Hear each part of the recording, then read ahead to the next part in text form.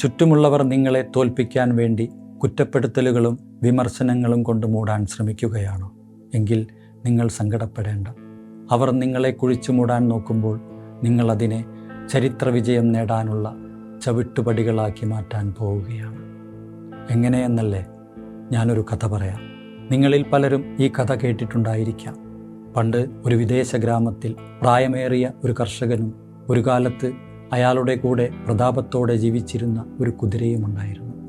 ഒരു ദിവസം ഈ കുതിര അബദ്ധത്തിൽ ഒരു പഴയ വരണ്ട കിണറ്റിൽ വീണുപോയി. രക്ഷപ്പെടാൻ വേണ്ടി ആ കുതിര ഒരുപാട് ശ്രമിച്ചു, നിലവിളിച്ചു. പക്ഷേ കിണറിന് നല്ല ആഴമുണ്ടായിരുന്നതുകൊണ്ട് അതിന് പുറത്തേക്ക് കയറി വരാൻ കഴിഞ്ഞില്ല.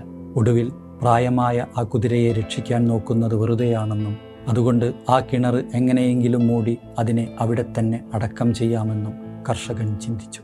അയാൾ നാട്ടുകാരെ കൂട്ടി കിണറ്റിലേക്ക് മണ്ണ് കോരിയിടാൻ തുടങ്ങി. തൻ്റെ ശരീരത്തിലേക്ക് മണ്ണ് വീഴാൻ തുടങ്ങിയപ്പോൾ കുതിരയ്ക്ക് കാര്യം മനസ്സിലായി. തന്നെ അവർ ജീവനോടെ കുഴിച്ചുമൂടാൻ പോവുകയാണെന്ന് മനസ്സിലായ കുതിര ആദ്യം ഒന്ന് ഭയന്ന് വിറച്ചു, ദയനീയമായി കരഞ്ഞു. പക്ഷേ കുറച്ചു കഴിഞ്ഞപ്പോൾ കിണറ്റിൽ നിന്ന് യാതൊരു ശബ്ദവും കേൾക്കാതായി. നാട്ടുകാർ അത്ഭുതത്തോടെ കിണറ്റിലേക്ക് നോക്കി. അവിടെ സംഭവിക്കുന്നത് ഇതായിരുന്നു. തൻ്റെ പുറത്തു വീഴുന്ന ഓരോ കൊട്ടമണ്ണും ആ കുതിര ശക്തമായി കുടഞ്ഞ് താഴെയിട്ടു. എന്നിട്ട് ആ മൺകൂനയ്ക്ക് മുകളിലേക്ക് ഒരടി കയറി നിന്നു.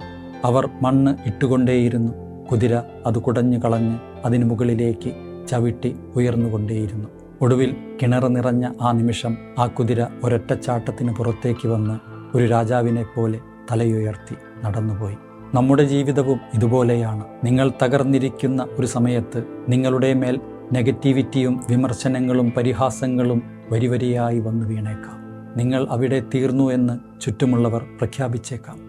പക്ഷേ ഓർക്കുക, അവർ തരുന്ന കല്ലും മണ്ണും വാരി നെഞ്ചത്ത് ചേർത്ത് വെച്ച് കരയാതിരിക്കുക.